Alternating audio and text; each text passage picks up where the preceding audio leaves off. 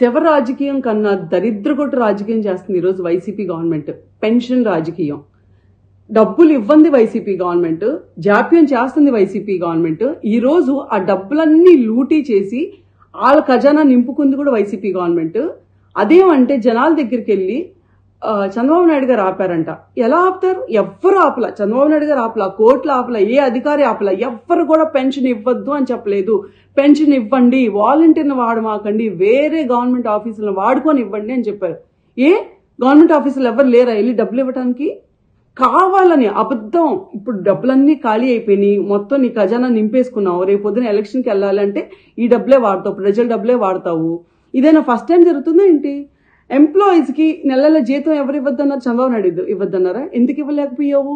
డ్వాక్రా మహిళలు చేసుకున్న సేవింగ్స్ డబ్బులు కొట్టేశావు. బ్యాంకులకు వెళ్తే వాళ్ళు మా దగ్గర డబ్బులు లేవని చెప్తున్నారు.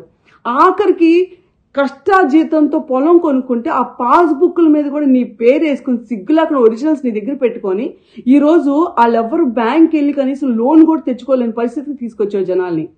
ఇన్ని అబద్ధాలు, ఇన్ని నాటకాలు ఆడతావు.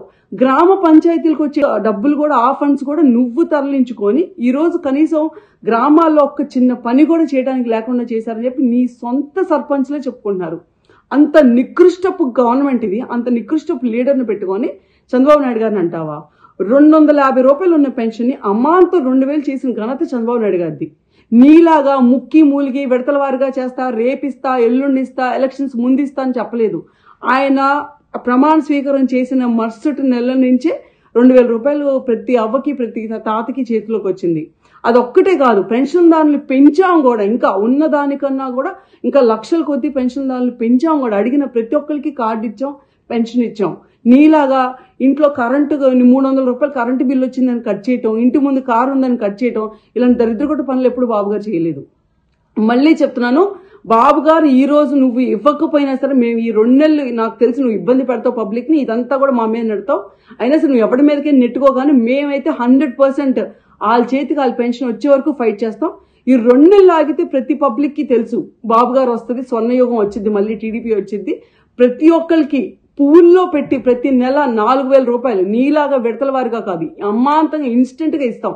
రేపొద్దున ప్రమాణ స్వీకారం అయిన మరుసటి రోజు నుంచి ప్రతి ఒక్క వృద్ధుడికి గాని, అవ్వకు గాని, తాతకు గాని వాళ్ళ చేతికి 4000 రూపాయలు పెన్షన్ వచ్చింది. బీసీలు అయితే 50 ఏళ్ళ నుంచే పెన్షన్ వచ్చింది.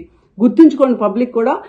ఈ వైసీపీ చేసే అబద్ధాలకి మోసాలకి మాత్రం ప్లీజ్ పడమాకండి. వాళ్ళు మనుషులు కాదు, రాక్షసులు. దొంగ చేతికి తాళాలు ఇచ్చినట్టు అనవసరంగా మన రాష్ట్ర ఖజానా తీసుకెళ్లి ఆయన చేతిలో పెట్టి ఈ రోజు ఆ ఖజానా మొత్తం లూటీ చేశాడు. రేపు బాబు గారు వచ్చాక తల తాకట్టు పెట్టైనా సరే మీ పెన్షన్లు గాని, మీ డబ్బులు గాని, మీకు ఏది ఉన్నా సరే ప్రతిదీ అందిద్ది. గుర్తుంచుకోండి. Thank you.